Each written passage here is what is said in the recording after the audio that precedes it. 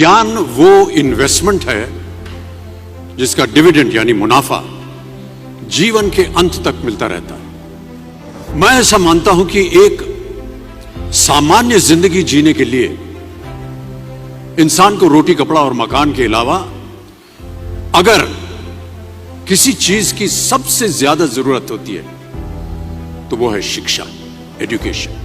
आपके पास यदि धन है तो आप उसे गोल्ड में कन्वर्ट कर सकते हैं।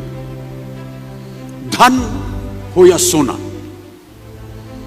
दोनों के कम होने का या खो जाने का डर हो सकता है, पर यही धन को अगर हम नॉलेज में कन्वर्ट करते हैं तो वो कभी कम नहीं होगा और ना ही उसकी चोरी हो सकती है। देखिए, जीवन में मुझे बहुत सी बातों ने प्रभावित किया है। मेरे ये अनुभव सुनने में शायद साधारण लगे, पर इनमें छिपा सार असाधारण है, अनमोल है। यदि मैं आपसे पूछूं कि सबसे शक्तिशाली व्यक्ति कौन है, सबसे शक्तिशाली व्यक्ति कौन है, तो कोई कहेगा कि जिसके पास पावर है, वेपन्स हैं, शस्त्र है, धन है, किसी देश का राजा या किसी सल्तनत का वारिस है। मेरा ऐसा मानना है कि वेपन्स, मनी किसी को पावरफुल नहीं बनाते, या अगर बनाते भी हैं तो कुछ समय के लिए ही बना पाते। दौलत आज होगी, कल नहीं। शस्त्र का ज्ञान तभी तक काम आएगा जब तक वो शस्त्र चल सकता है। Once it is used it becomes obsolete. पर शास्त्र का ज्ञान कभी नहीं रुकता।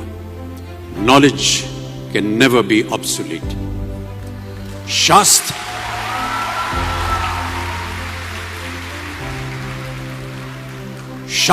ज्ञान शस्त्र ज्ञान से ज्यादा असरदार, प्रभावशाली और शक्तिशाली होता है।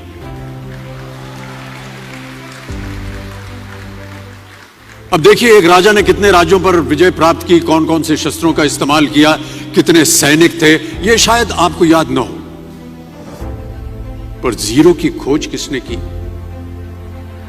बल्ब का आविष्कार किसने किया, राष्ट्रगान किसने लिखा, ओथेलो मैकबेथ की रचना किसने की, ये आपको जरूर याद रहेगा।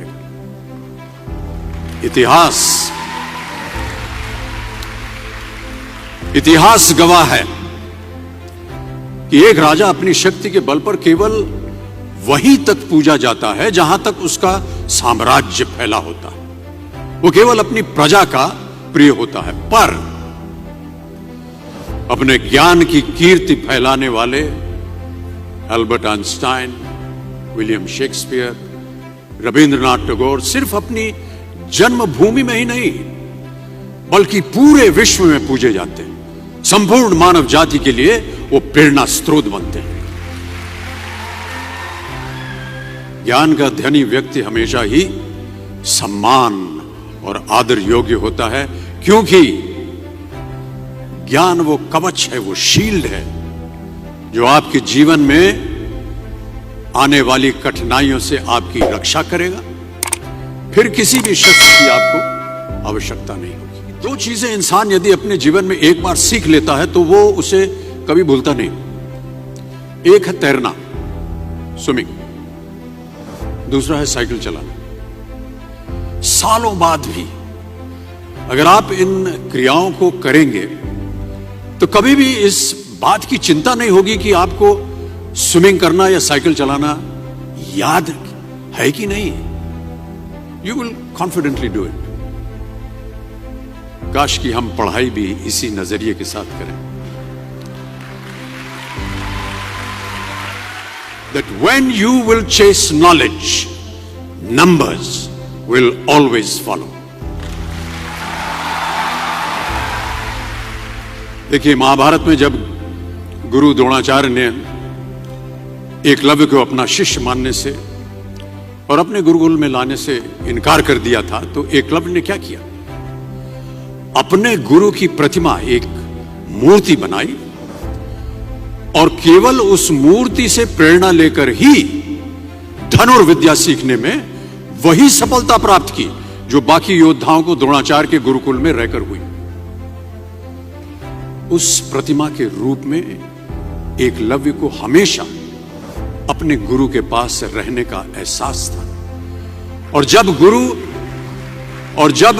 गुरु साथ में हो तो सफलता हासिल करने से आपको कोई भी नहीं रोक सकता है।